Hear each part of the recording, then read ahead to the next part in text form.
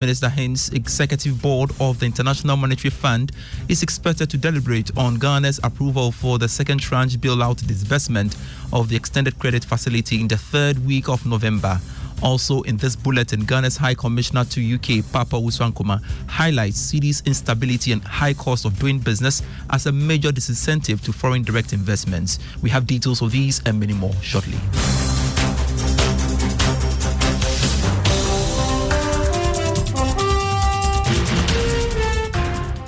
Always a pleasure to have you on. I am Pius Kojo Baka.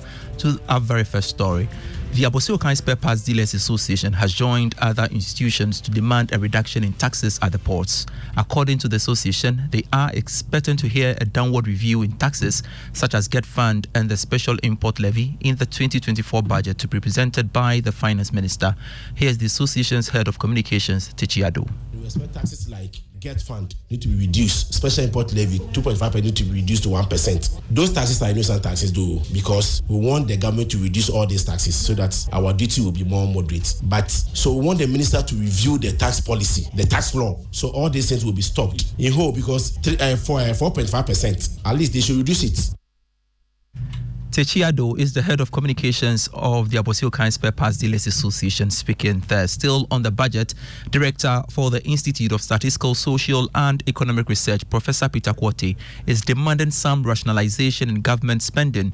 He adds that there is the need to undertake maintenance work on some critical roads to also reduce government spending. According to him, the economy is facing fiscal challenges and needs some policy intervention through the 2024 budget to enhance growth. He spoke to Joy Business after presenting the State of the Economy report. The fiscal remains a challenge. In fact, the government spending is also an issue. I expect to see measures to reduce government spending. In other words, measures to rationalize spending, measures to ensure that some of this off-budget spending that creates problems are reduced or eliminated, measures to ensure that our tax collection is more efficient, measures to ensure that we have value for money spending. Then there are some roads that link to productive or production areas, some to farms, some to cocoa growing areas. In as much as we don't have a lot of money, we should continue to, if not construct new ones, maintain existing roads. I think our maintenance culture is also very poor. So I want to see in the budget some allocation to maintain existing roads and also construct some key or relevant roads as well. Professor Peter Kwote is the director for the Institute of Statistical, Social and Economic Research, speaking there a while longer on the economy. And Finance Minister Ken Ofori-Atta has hinted that the executive board of the International Monetary Fund is expected to deliberate on Ghana's approval for the second tranche bailout disbursement of the extended credit facility in the third week of November. The following report has more. According to Mr. Ofori-Atta, the government remains optimistic that the Official Creditor Committee and the Paris Club will reach an agreement towards the signing of an MOU to pave the way for the second tranche disbursement of $600 million. Speaking at the Made in Ghana Mutual Prosperity Dialogues, the Finance Minister pointed out that the period between now and the end of the year is critical for Ghana to chart a path toward economic stability. He further said the Ghana Mutual Prosperity Dialogues aims to recalibrate government approach to deepening collaboration with the private sector, development partners, labor, and government to foster intimate partnerships. Meanwhile, Mr. Ofori-Atta said government will be rolling out a growth strategy to complement Ghana's macro-fiscal reforms under the IMF program in the 2024 budget. As part of the 2024 budget, government will also roll out its growth strategy to complement the macro-fiscal reforms we are implementing under the IMF ECF program. This is to ensure that growth jobs are critical components of the growth that we envisage. The Minister of Trade, who is here with us, also seeks to aggressively unbundle the business regulatory environment and promote our free zones program. Finance Minister Ken Ofori-Atta there. To one of our headline stories, and Ghana's High Commissioner to the UK and Ireland, Papa Wuswankuma, has said that the cedi's instability and high cost of doing business has been a major disincentive for foreign direct investments. The local currency in recent times has depreciated sharply against the US dollar, impacting negatively on the returns of investors. His Excellency Papa Wuswankuma says the development has made it difficult to convince investors that Ghana is still the preferred country for business in the sub-region. He has been speaking on PM Express Business Edition, which airs tonight on Joy News at 9 p.m. The currency also affects the investment drive because people should be able to predict how much they make. You sell things in Ghana in cedis, and then the currency depreciates. You need more cedis. So it then becomes difficult to convince investors that if they invest in Ghana, they're going to get the necessary returns that they have budgeted for. Even though, as compared to other places in the world, return on investment is quite high, but it is important that we also able to get our currency stabilized insofar as it relates to foreign currency. And that makes business predictable. Ghana's High Commissioner to the UK and Ireland, Papa Wiswankoma, speaking on PM Express Business Edition, which airs tonight on Joy News at 9 p.m. Do make a date. Now, the second Deputy Governor of the Bank of Ghana, Dr. Elsie Aduawaji, has stated that stakeholders in the corporate restructuring and insolvency industry can always learn from international best practice in journals to enhance operations in the sector. According to her, observations from other jurisdictions will provide an array of lessons to advance delivery in the industry. Mrs. Awaji spoke at the launch of the maiden edition of the Corporate Restructuring and Insolvency Journal, spearheaded by the Ghana Association of Restructuring and Insolvency Advisors.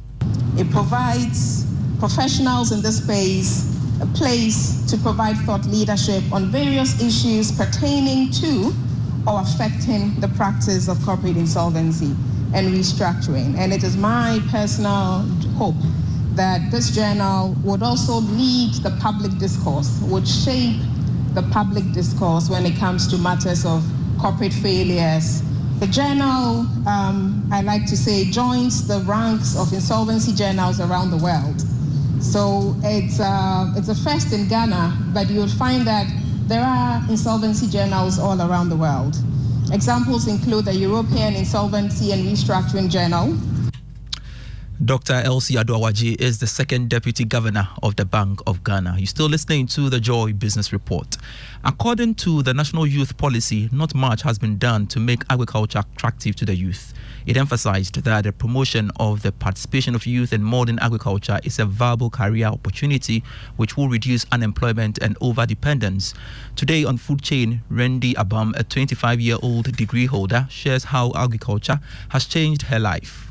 I'm Randy Abam, 25 years of age, and I hold a bachelor's degree in agriculture from the Kwame Nkrumah University of Science and Technology. Agriculture is not exactly the course a teenage girl would like to study during their high school days. Although Randy disclosed that she was coerced to do so, she has fallen in love with the sector over time.